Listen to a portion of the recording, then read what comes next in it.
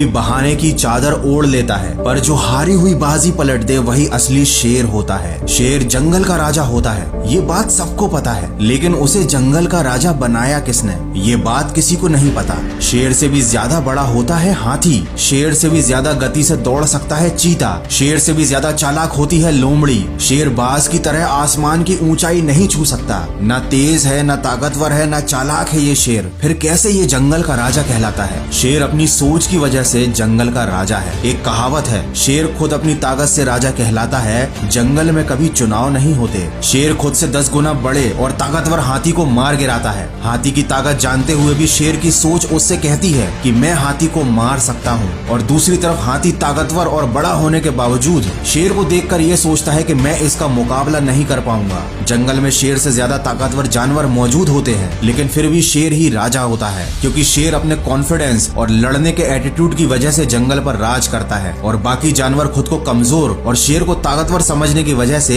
शेर से नहीं जीत पाते। याद रखना, अगर आप में काम को लेकर ऐसा एटीट्यूड और कॉन्फिडेंस है कि मैं इस काम को कर ही लूंगा, तो आपको दुनिया की कोई भी ताकत जीतने से नहीं रोक सकती। अगर शेर की तरह जीना है तो सबसे पहले उसकी तरह निडर बनना सीखो। याद रखना, बलि हमेशा बकरे की दी जाती है, शेर की नहीं। वो जंगल का राजा इसलिए है क्योंकि वह मानता है, उसके मानने के कारण ही वो जंगल का राजा बना हुआ है। वो अंदर से इस बात को महसूस करता है, जिस दिन वह खुद को राजा मानना बंद कर देगा, उस दिन वो जंगल का राजा नहीं रहेगा। हमारे जीवन में भी सुबह उठने से लेकर रात को सोने तक पूरे दिन हमारा खुद पर यकीन ही हमारे दिन को संचालित करता है। हम परिस्थितियों के सामने हार ना मानकर उनसे लड़ते हैं, या उनके खिलाफ हार मानकर चुपचाप समर्पण कर देते हैं। ये इस बात पर निर्भर करता है कि हम खुद पर कितना यकीन करते हैं। जिन लोगों को अपने आप पर अटूट विश्वास होता है, वो विपरीत परिस्थितियों में 2-4 कदम पीछे जाने से नहीं हिचकते। वे कदम पीछे हटाने में जरा भी नहीं घबराते, क्योंकि वो जानते हैं कि परिस्थितियों के अनुकूल होते ही वो बहुत तेजी से आगे बढ़ेंगे।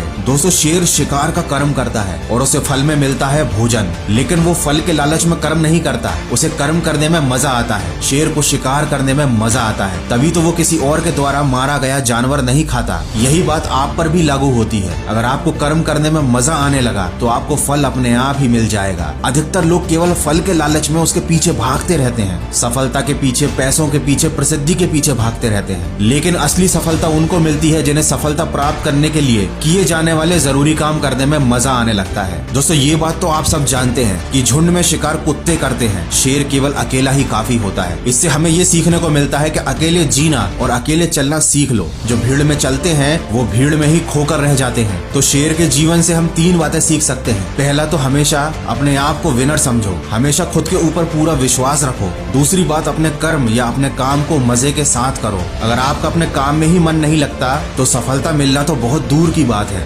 गीता में भी कहा गया है, कर्म करो, फल की आशा मत रखो। और तीसरी बात, अपनी सफलता की राह पर अकेले चलना सीख लो, किसी के सहारे की उम्मीद मत करो। किसी ने क्या खूब कहा है, जीता तो सिर्फ शेर है, बाकी सब मिट्टी के ढेर है। नहीं हुई अभी देर है, तू भी अंदर से एक शेर है। आशा करता हूँ इस वीडियो से आपको कुछ सीखने को जरूर मिला होगा। अगर ऐसा है तो इसको शेयर जरूर करना और सकारात्मक सोच के साथ अपने लक्ष्य की तरफ बढ़ते रहना। मैं मिलूंगा आपसे अगले वीडियो में, जो आपके जीवन में सकारात्मक ऊर्जा को भर दे और आपको दिखाए एक सही दिशा। सुनते रहिए मन की आवाज।